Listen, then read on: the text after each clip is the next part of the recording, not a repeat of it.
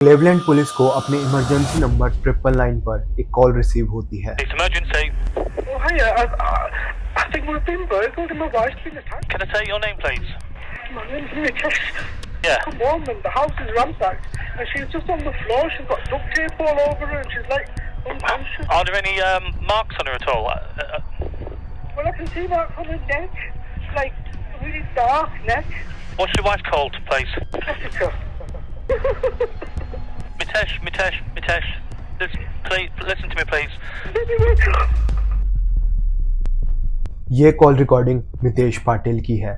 वो पुलिस को बताता है कि वो अपने और अपनी वाइफ के लिए बाहर से खाना लेने गया था एंड जैसे ही वो घर के अंदर एंटर होता है, लिविंग रूम में उसकी वाइफ डक्ट टेप से लिपटी हुई होती है। मितेश देखता है कि उसकी वाइफ के नोज से ब्लीडिंग हो रही है एंड बॉडी पर काफ़ी सारे चोटों के निशान हैं। जेसिका की बॉडी इस टाइम तक ठंडी पड़ चुकी थी। मितेश का यहाँ पर रो रो कर बुरा हाल हो चुका था। वो इस हालत में भी नहीं था कि अपनी और जेसिका की फैमिली को इन्फॉर्म कर सके, तो वो पुलिस को कहता है इन्फॉर्म करने के लिए। करीब 20 से 25 मिनट बाद वहाँ पर पुलिस एंड एम्बुलेंस पहुँच जाती है एंड पुलिस वहाँ पे इन्वेस्टिगेशन करना चालू करती है, लेकिन वो बहुत देर कर चुके थे बिकॉज जेसिका इज नो मोर।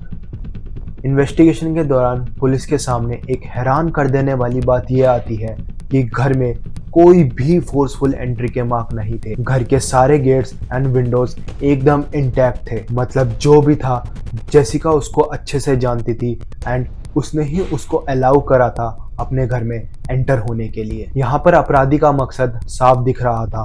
वो सिर्फ जेसिका को मारना चाहता था एंड क्राइम सीन को इस तरह डिजाइन करना चाहता था कि देखने वाले को ऐसा लगे कि वहां पर कोई चोर चोरी करने के लिए घुसा है एंड उसने जेसिका को मार दिया। इन्वेस्टिगेशन के टाइम पुलिस को यह साफ हो गया था कि अपराधी मितेश और जेसिका का कोई जानने वाला ही है, क्योंकि इतने कम समय में इतने बड़े अपराध को अंजाम देना कोई आसान बात नहीं है। लेकिन यहाँ पे सबके मुंह पर सिर्फ एक ही सवाल था, दैट हु किल्ड जेसिका। उस बेचारी लड़की की किसी से क्या ही दुश्मनी हो सकती थी। नमस्कार दोस्तों, मेरा नाम है Shivam and you are watching Jessica Patel case on unseen truth by Shivam.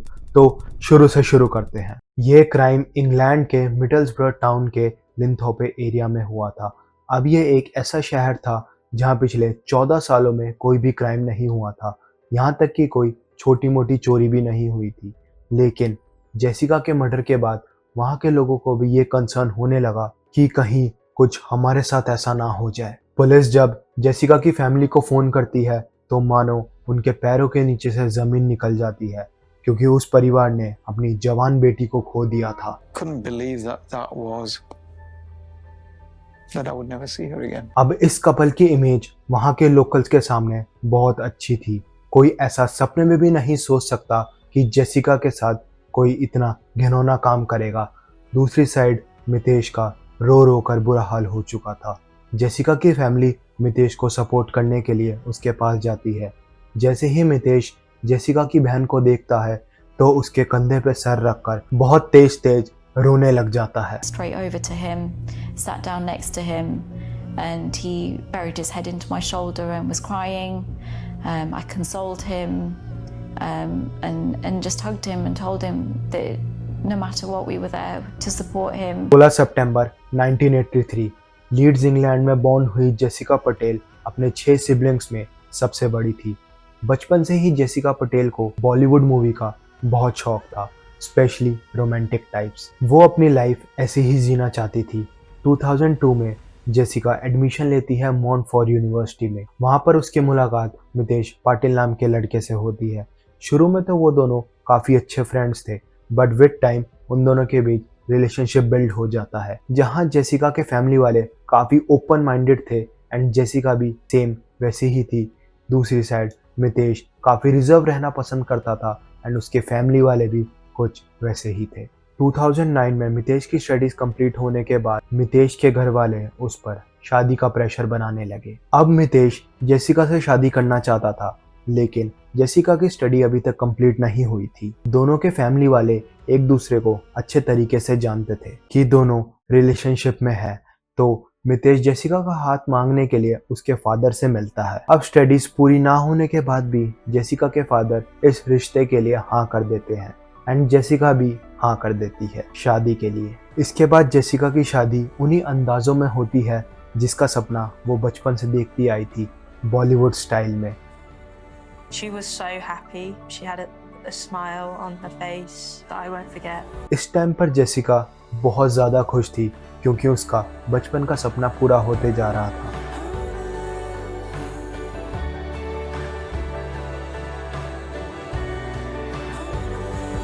लेकिन असल ज़िंदगी और सपनों की ज़िंदगी में बहुत फ़र्क होता है। इस केस में भी कुछ ऐसा ही हुआ था। ऑलमोस्ट 1 साल बाद जेसिका की ग्रेजुएशन कंप्लीट होती है, लेकिन मितेश और जेसिका के रिश्ते में कुछ भी हस्बैंड वाइफ जैसा नहीं था। ना तो दोनों में फिजिकल इंटीमेसी थी, ना ही इमोशनल। ये सिलसिला यहीं तक नहीं रुका। मितेश जेसिका को लेकर काफ़ी कंट्रोलिंग हो गया था। वो अपने ऑर्डर्स जेसिका पर चलाने लगा था एंड ये बात यहीं तक नहीं थी। जब जेसिका उसके ऑर्डर फॉलो नहीं करती थी तो वो उसको फिजिकल अब्यूज़ भी करता था। एक दिन जेसिका के साथ फिजिकल अब्यूज़ होता है। उसके 15 से 20 मिनट बाद ही जेसिका की सिस्टर का कॉल आ जाता है। उस दिन जेसिका अपने आप को रोक नहीं पाती एंड मितेश के बारे में अपने सिस्टर को सब कुछ बता देती है। जेसिका की सिस्टर भी ये बात सुन के एकदम हैरान हो जाती है कि कोई इंसान इतना कैसे बदल सकता है। जेसिका की सिस्टर जब ये बात अपने फादर को बताती है तो उसके फादर भी शॉक हो जाते हैं। वो नेक्स्ट डे ही मितेश के घर वालों से बात करने जाते हैं, लेकिन वहाँ पर तो कुछ माहौल ही अलग होता है।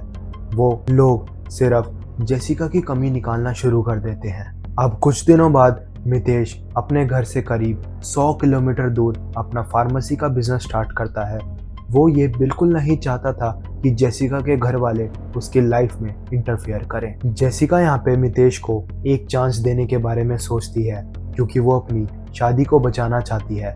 इसलिए जेसिका और मितेश दोनों मिडल्सबर्ग में शिफ्ट हो जाते हैं। यहाँ पर थोड़ी चीज़ें बेटर होने लगी थी, लेकिन जेसिका को एक बात बहुत ज़्यादा परेशान करती थी कि शादी के 6 साल बाद भी उन दोनों के बीच कोई भी बच्चा नहीं हुआ था। एंड मितेश के फैमिली वाले भी इस चीज़ को लेकर जेसिका को बहुत ज़्यादा प्रेशराइज करते थे। उनको ये लगता था कि अगर इन दोनों के बीच एक बच्चा आ जाए तो इनकी सारी प्रॉब्लम्स सॉल्व हो जाएंगी। बट यहाँ पर एक और बहुत बड़ी प्रॉब्लम थी।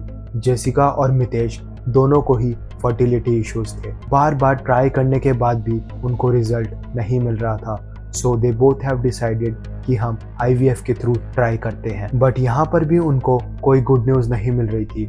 मितेश जेसिका को बार बार फोर्स करता था नेक्स्ट अटेम्प्ट करने के लिए, बट इसके रिजल्ट्स जेसिका की बॉडी पर दिखने लग गए थे क्योंकि उसके ऑलरेडी 3 अटेम्प्ट्स फेल हो चुके थे। बट फाइनली 9 मई 2018 शादी के 9 साल बाद जेसिका का 4th अटेम्प्ट सक्सेसफुल हो जाता है। ये बात सुनकर जेसिका बहुत ज़्यादा खुश हो जाती है। उसके चेहरे पर एक अलग ही मुस्कान आ जाती है। 13 मई 2018 जेसिका अपने घर जाती है ये बात बताने के लिए एंड उसके घर वाले भी यहाँ पर बहुत ज़्यादा खुश हो जाते हैं। लेकिन यहाँ पर ये कोई नहीं बता सकता कि अगले ही पल क्या हो जाए। जेसिका के पेरेंट्स और सिबलिंग ये कभी नहीं सोच सकते थे कि वो उन लोगों की आखिरी मुलाकात है। इसके बाद वो अपनी बेटी और बहन को कभी नहीं देख पाएंगे क्योंकि नेक्स्ट डे जेसिका की मर्डर की खबर उनकी फैमिली को मिल जाती है। 17 मई 2018 जेसिका के मर्डर को ऑलमोस्ट 3 दिन हो चुके थे, लेकिन पुलिस अभी भी क्लूलेस घूम रही थी। काफ़ी इन्वेस्टिगेशन के बाद भी उनको कोई ऐसा सबूत नहीं मिल रहा था जिससे अपराधी को पकड़ने में आसानी हो। लेकिन फिर एक पुलिस ऑफिसर की नज़र घर के बाहर लगे CCTV कैमरा पर पड़ती है। जब ऑफिसर्स उस कैमरे की हार्ड ड्राइव मितेश से मांगते हैं तो यहाँ पर मितेश डिनाई कर देता है। वो कहता है शायद चोर उसके कैमरा की हार्ड ड्राइव भी ले गया। इसके बाद पुलिस दोबारा इन्वेस्टिगेशन उसी सेम घर में चालू करती है एंड इस बार उनको मितेश के रूम से ड्रॉर के पीछे एक हार्ड ड्राइव फेंकी हुई मिल जाती है एंड ये हार्ड ड्राइव इन्वेस्टिगेशन में एक बहुत बड़ा रोल प्ले करने वाली थी। थोड़ी देर बाद पुलिस हार्ड ड्राइव की फुटेजेस देखना चालू करती है एंड एक ऐसा सच सामने आता है जिसने इंसानियत का नज़रिया ही बदल दिया। जब ये बात पुलिस ऑफिसर्स जेसिका के फादर को बताते हैं तो उनको भी यकीन कर पाना बहुत ज़्यादा मुश्किल हो रहा था कि वो और कोई नहीं बल्कि जेसिका का पति मितेश पाटिल ही है। They said that it's him. And I could not believe the police that were telling me, not for one moment, that I would be thinking that Mitesh could have done this. Police तुरंत मितेश को arrest कर लेती है and यहाँ पर ये यकीन कर पाना बहुत ज़्यादा मुश्किल था कि ये वही मितेश है जो अपनी वाइफ के मर्डर के लिए बहुत ज़्यादा रो रहा था एंड ऐसा प्रिटेंड कर रहा था कि उसको बहुत ज़्यादा दुख है अपनी वाइफ के मर्डर का। जैसे ही ये न्यूज़ बाहर आई तो सबके मुंह पर सिर्फ एक ही सवाल था कि ऐसी क्या वजह रही होगी कि मितेश ने अपने 10 साल पुराने रिश्ते को ख़त्म करने के बारे में सोचा। मितेश यहाँ पर पुलिस ऑफिसर्स को बताता है कि जब वो बाहर गया था तो उसके पीछे से किसी ने जेसिका का कत्ल कर दिया, लेकिन पुलिस इस बयान को बिल्कुल सच नहीं मानती। मितेश से थोड़ी सख्ती से पूछताछ करने के बाद मितेश अपना बयान ही बदल देता है।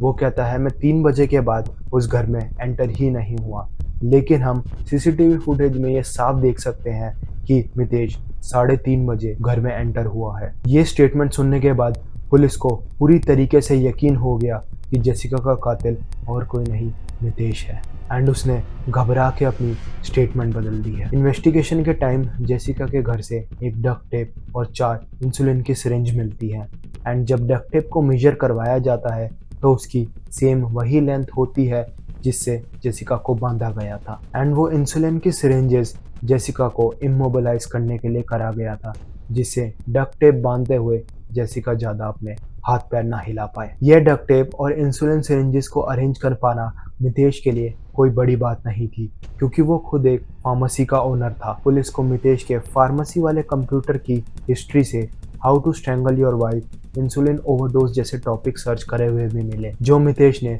मर्डर से काफ़ी महीनों पहले सर्च करे थे। इसके बाद पुलिस को एक और अहम सबूत मिलता है मितेश और जेसिका के फ़ोन में लगा हेल्थ ट्रैकर। हेल्थ ऐप में जिस टाइम जेसिका की धड़कन रुकी हुई थी उस टाइम मिथिलेश की दिल की धड़कन सबसे ज़्यादा तेज थी। यहाँ पर यह क्लियर होता है कि मितेश ने पहले जेसिका को मारा, उसके बाद वो पूरे घर में इधर उधर भाग रहा था डक्ट टेप के लिए एंड डक्ट टेप मिलने के बाद वो पूरे घर को फैलाने में लगा हुआ था क्राइम सीन को चोरी का एंगल देने के लिए। यहाँ पर पुलिस के पास इनफ प्रूफ हो गए थे मितेश को गिल्टी प्रूफ करके अरेस्ट करवाने के लिए, लेकिन वहाँ के लोगों और जेसिका की फैमिली को यहाँ पर एक और सवाल बहुत ज़्यादा परेशान कर रहा था कि मितेश की ऐसी क्या वजह रही होगी अपने रिश्ते को इस तरह ख़त्म करने के लिए। अब इस सवाल के जवाब के लिए जेसिका की फैमिली को पूरे 6 महीने तक इंतज़ार करना पड़ा, क्योंकि मितेश का पहला ट्रायल नवंबर 2018 में होने वाला था।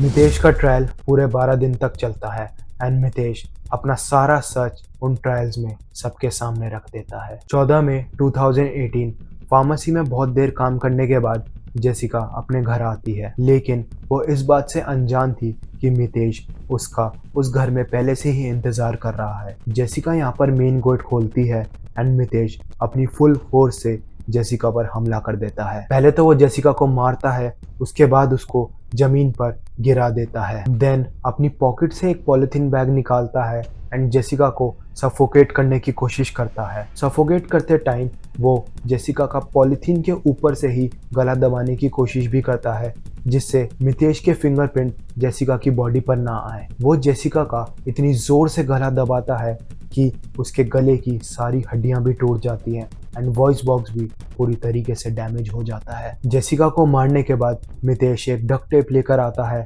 एंड जेसिका की बॉडी को उसमें लपेटना शुरू करता है। उसके बाद घर का सारा सामान फैला देता है। देन मितेश घर के बाहर निकलता है एंड बहुत कैजुअली अपने घर के पास वाली पिज़्ज़ा शॉप पर जाता है। वहाँ पर वो जेसिका को मैसेज भी करता है आई एम अराइव्ड, जिससे पुलिस को गुमराह कर सके। सीसीटीवी फुटेज में ये साफ दिख रहा है कि मितेश कितना कैजुअल है, कोई ये बता ही नहीं सकता that he killed his wife. उसके बाद मितेश 8:22 पर पुलिस को बहुत चालाकी से कॉल करता है अपने गुनाह पर पर्दा डालने के लिए, लेकिन मितेश को ये कहाँ पता था कि वही कॉल उसको बार्स के पीछे पहुंचा देगी। 12 दिन के ट्रायल के बाद जेसिका की फैमिली को ये पता लग गया था कि मितेश ने उनकी बेटी को कैसे मारा, लेकिन क्यों, ये सवाल अभी भी बाकी था। मितेश का फ़ोन जांच करते टाइम पुलिस ऑफिसर्स को मितेश के फोन में ग्राइंडर ऐप मिलती है। बेसिकली ये ग्राइंडर ऐप एक टिंडर की तरह होती है but specially design for gay community. वो एक एक्स्ट्रा मैरिटल अफेयर में था and Mitesh was a gay. And इतना ही नहीं, मितेश एक अमित पाटिल नाम के बंदे के साथ रिलेशनशिप में भी था 2011 से। शादी से पहले मितेश के काफी सारे बॉयफ्रेंड्स रहे, लेकिन 2011 से मितेश अमित के साथ रिलेशनशिप में था तो उसने ग्राइंडर ऐप यूज करना बंद कर दिया था। जेसिका मितेश के लिए एक सिर्फ दुनिया से सच छुपाने का जरिया थी। वो जेसिका से शादी करके उसके साथ बच्चा पैदा करना चाहता था, देन उसको मार के इंश्योरेंस के 200 पाउंड लेकर अमित पटेल के साथ शिफ्ट होना चाहता था। एंड सिर्फ एक यही रीजन था, मितेश जेसिका को बार बार IVF के लिए फोर्स करता था, इतने सारे फील्ड अटेम्प्ट्स के बाद भी। ये केस यहीं तक था।